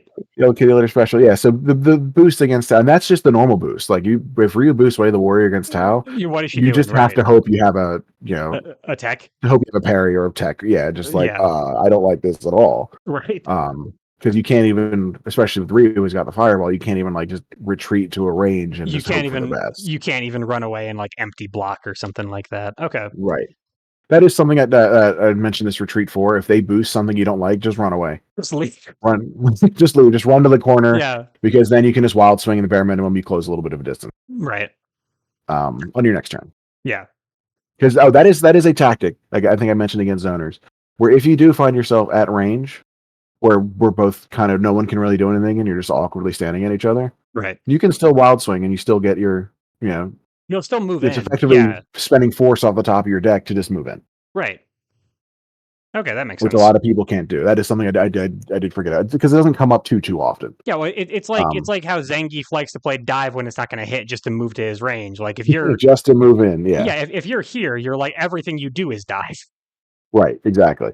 Okay. And I mean, for all you know, if you get a dive, all right, your opponent's probably also just going to wild swing. 2, and then 1, 2, 3. That's pretty good right. force efficient movement. The really funny thing though, I have done this. We've ended up in this situation. It just happens. I'm not entirely sure what the reason was. Right. I have read an assault into a wild swing and hit dive.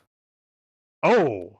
They move in and then you hit them for 5. That's really funny. It's very fun. Or convert dive or trick edge. It might have actually been trick edge. Oh yeah, you just sprint the entire way across the arena. Sprint across the map. Yeah, because I was looking at it, I think I might have had one of them down, and I had 10 cards in my deck, and I'm like, all right, I haven't seen an assault yet. Here we go. Might as well. Yeah, that's really funny. Yeah. That's why the reading can really set up some interesting things because you read an assault into something that'll miss. You can strike from very unconventional places sometimes. Yep. Yeah. Gotcha. Yeah. Trick edge, if I knew. It's really hard to predict when this is going to happen. Sure. But don't try to set it up. Let it come to you, right? Exactly. Right. Yeah. So don't be afraid to do that. But yeah, for counterplay, boosting is a pretty good choice. It's just watch out for the retreat wild swings. Just as a poor cat tech, right? That's not something that, I was saying earlier, there's sometimes Tao's kit makes you say weird things. That one was your fault. You did that. It was actually my fault. Yeah, you did that one on purpose. In the game, she's very poor. Okay. She frequently tricks Ragna into buying a bunch of food they can't afford. So I'm ending this lesson. It's over. It's over for you. All right, but it sounds like I've learned all there is to know about Taokaka. I'm really interested to try her out to try to. I also get the sense that she's kind of underplayed, so hopefully people who are watching this get inspired to try her out. Mm-hmm. I would say like most Wild Swing characters, she's very dependent on the order of your deck. Right. But because of the movement shenanigans that you can do, you can really mitigate that. Right. And in a tournament setting, it's really nice because I think I mentioned this before. Our tournament setting is you bring 3 characters, you ban 1, and you have to win with the other 2. Yep. And if you've been going on for a while, you don't have to think as hard with Tao. Oh yeah, sure. She's your sort of like turn your brain off character. Right. You can kind of reset, and then at the same time, you because you put all that pressure onto your opponent, you can kind of relax, reset yourself a little bit, and Right. take that away from your opponent. So she might pair well with like another character like an Arakune or a Plague Knight who you have to do some real serious math about all the time. If that's what Taokaka, you want to do, yeah, absolutely. Taokaka can be your break from that. Right. Teams I've done where I think I did like Phonon is obviously one of the big ones on that I On played. your squad, yeah. Yeah. So Phonon, Tau, neither two are particularly like Phonon is not particularly good to play against. I fully admit that. Right. And then like Lin or Wagner or Chun, where like it's a lot of I like playing. If you notice, a lot of footsies characters. For sure. And so I can kind of position myself into weird spots, and I kind of chip away at my opponent's fortitude in that regard. Right. If that's if that's what you're doing, but in a that is kind of above and beyond like meta theory. Yeah, that's how you play the person across the table from you, not their character. Exactly. Which Yeah. in terms of fighting games is something you have to do. Like you can condition your opponent. If you spend the game in an actual fighting game just pressing sweep, sweep, sweep, sweep, sweep, they're gonna eventually block, the habit of blocking low, and all of a sudden you strike high. Sure. Sure, yeah, You then that's mix-ups, right? Mix-ups are not Mhm. just probability, they're basing things off of your opponent's habits. Right. So if you know your opponent is going to, they play everything on curve. They don't Right. play anything above or below curve. You can go, okay, we're at range 3. They're going to play an assault. Right. You can respond accordingly. Yep. That is with Tau, they're at range 3. You have no idea what's coming because they're going to throw off the top of the deck. You have an Right. idea, but it could be at range 3. It could be everything. And Right. I do tell it to my opponent, like, they're like, okay, what could this be? And I'm like, I just tell them, like, I'll make it easier. It could be literally anything. It's the whole thing, and you don't know either. So That so you are kind of trusting in your deck, but also like if you're at range 3, it's probably going to work fine for you. Right, especially on offense because that's how that's how she's more or less Yeah. designed. Right. That makes sense. And anything you don't want to see, like maybe you don't want to see the cat spirit, or maybe it's an ultra that's not going to work out, you just don't do it. Right. Yeah. You just invalidate it. Mm-hmm. All right. Well, So cool. yeah, That's I hope you Tao. learned something. I learned Mm-hmm. a ton. That is Tao. Yeah. She's a lot of fun. Give her a try. Honestly, give her a try. She is a lot of fun. Absolutely, I will. And hopefully, people who are watching give her a look. Dark, thank you so much for your time and your expertise. Absolutely, Always really, really fun to talk to you. Really appreciate your insight here. not a Um, problem at all. folks at home, I hope you enjoyed it too. Hope you learned something. And if you Uh, learned something I didn't, please let me know. oh I'm yeah, please, always please, down please for let more us tech. know. Yeah, absolutely. All right. Thank you all for watching, and I will talk to y'all later. Bye, everybody. Bye.